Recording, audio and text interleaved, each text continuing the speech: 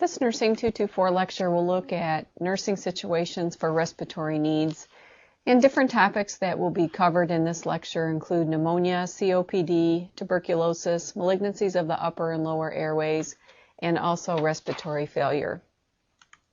This first slide is just a review of the respiratory tract, so it is basically a review of your pathophysiology content that you've already had and your readings that are in the Lamone textbook.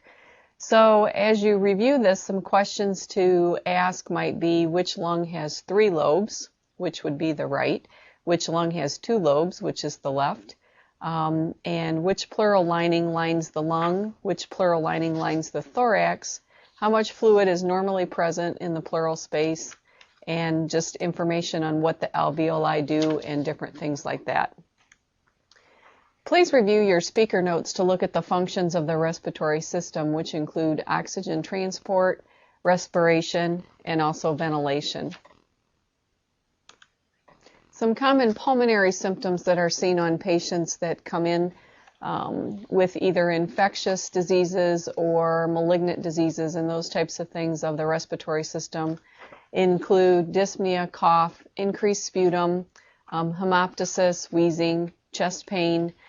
Patients may also have nasal obstruction and discharge or sinus pain with a sinusitis, sore throat, hoarseness, and clubbing of the fingers if they have some sort of a chronic respiratory disorder that leads to low oxygen levels. Respiratory risk factors include smoking. The latest statistics show that probably 4 or so out of every 10 Toledoans smoke, which actually puts us a little bit higher than the national average of about 25% of the population that smoke. When we look at patients' smoking pack history, the way to actually calculate that is to multiply the number of years the patient smoked times the approximate number of packs per day the patient smokes. And sometimes you'll see this put in the history and physical notations by the physicians when they're looking at patients' risks for developing lung cancer and those types of things. Other respiratory risk factors include past pulmonary illnesses or exposure to respiratory infections, predisposition to genetic disorders in the family history, and exposure to environmental irritants such as dust, fumes, or gases. Could be something related to a toxic work factor such as coal dust, paints, different things like that. This particular slide takes a look at a client that has pneumonia and what the differences in the chest x-ray would show. You can see on the left how the heart has nice crisp borders and you don't see the infiltrates in the lung tissue as you can see on the right-sided chest x-ray.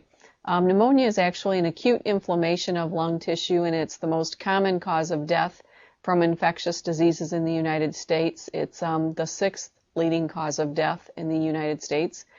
And there are many, many different classifications of pneumonia.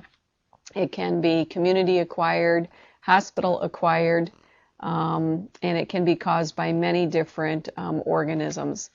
Unfortunately, many patients also develop nosocomial pneumonia, which is pneumonia that develops after that patient has been in the hospital. Probably about 1% of all hospital patients develop that. If we look at organisms that can cause pneumonia, it could be anything from a bacterial infection to a fungal infection, a parasitic, a viral infection, or mycoplasma.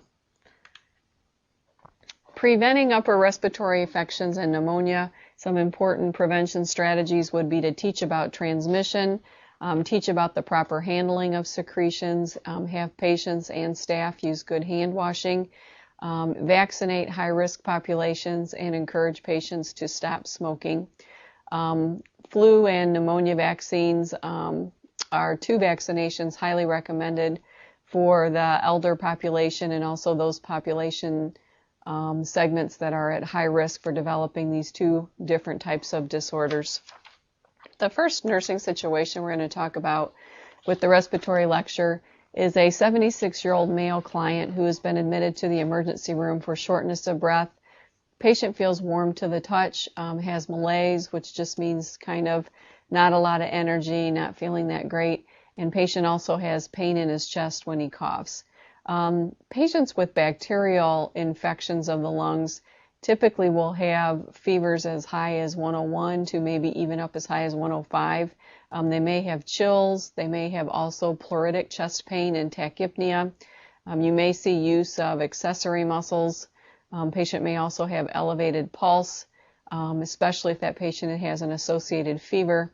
And the patient may also be orthopnic, where they have trouble breathing when the bed's flat. So when you do an assessment on a patient that has a respiratory condition, other things that you want to include besides just your basic anterior and posterior lung sounds would include vital signs, the actual respiratory pattern. Does that patient breathe and expand even and symmetrically? What do you hear upon auscultation? Do you hear rales? Do you hear wheezes? Those types of things.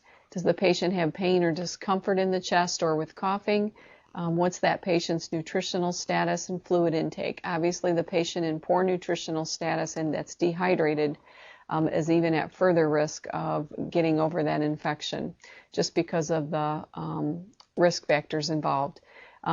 Note if the patient has allergies to anything, including any antibiotics and any past history of medications that patient's been on. A couple other assessment findings that you may want to try to do. One is called egophony, and that's when you listen to the lungs as you're auscultating. A spoken E actually sounds like an A sound, and that's just because the air is moving through fluid in the lungs. So this is typically heard on patients that have pneumonia or some sort of a condition where there would be fluid accumulation within the lungs. The other type that's mentioned in the speaker notes is called whispered pectroliloquy, and this is where the patient actually whispers like 1, 2, 3, and when you listen, that sound sounds very loud. And once again, it's just because you have sound going through condensed airways or fluid in the lungs.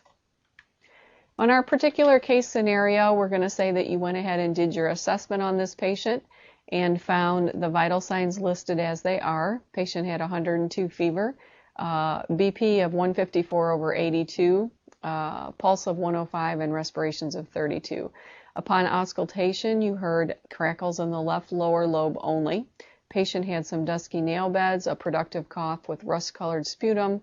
The patient complained of left chest pain with coughing, appeared well nourished and well hydrated. Patient stated that he got hives the last time he took penicillin as an antibiotic and denied any further outstanding medical history. The assessment findings that would most concern you would be the fact that the patient does have elevations in the vital signs and temperature, that the patient did indeed have crackles in the lungs, appeared to have dusky nail beds, the rust-colored sputum. The patient had pain with coughing, and the patient was allergic to penicillin or appeared to have an allergic reaction in the past to penicillin.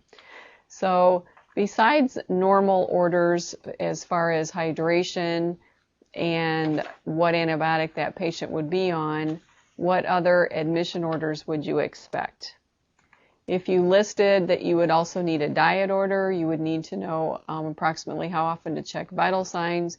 You would need to know an IV solution order, the type of antibiotic, that the patient could be placed on oxygen and it could be titrated based upon that patient's SaO2 level, and that the patient would need some lab tests done, then you're correct.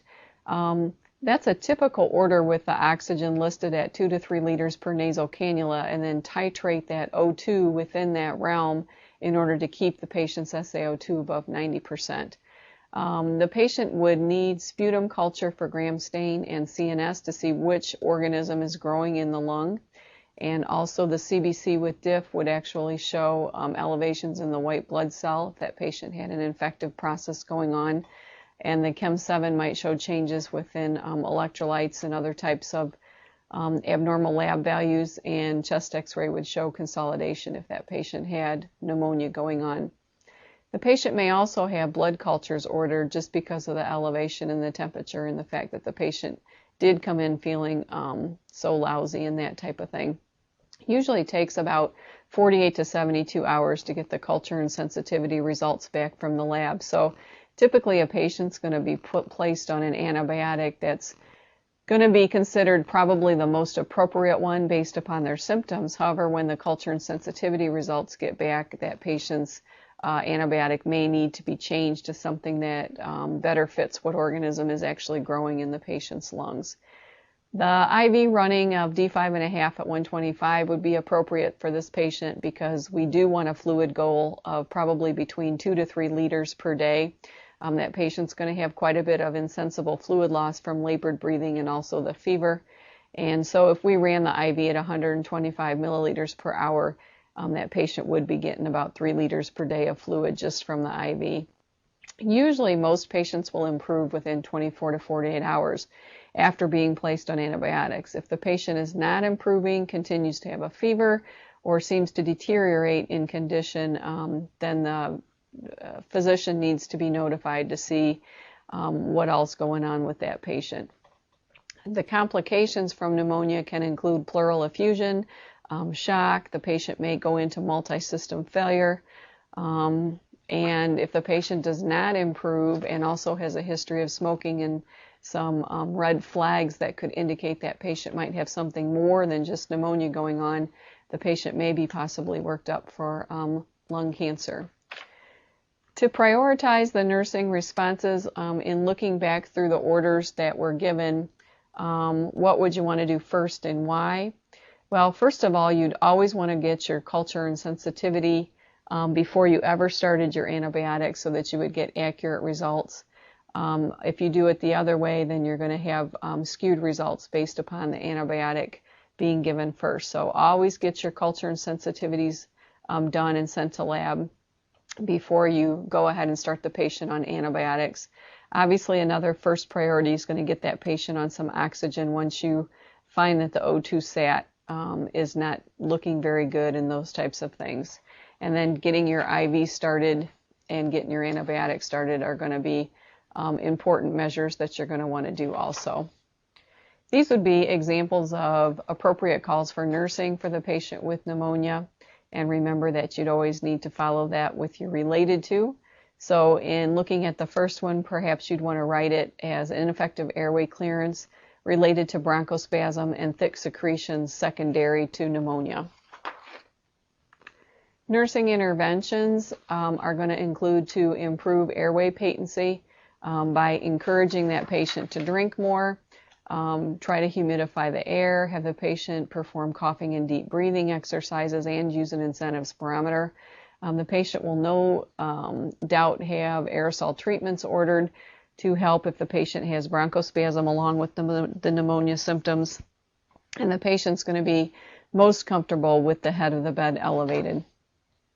To maintain adequate gas exchange, the patient's going to need a monitoring of the SaO2 and possibly ABGs drawn if that patient remained dusky despite the fact that the patient had oxygen applied.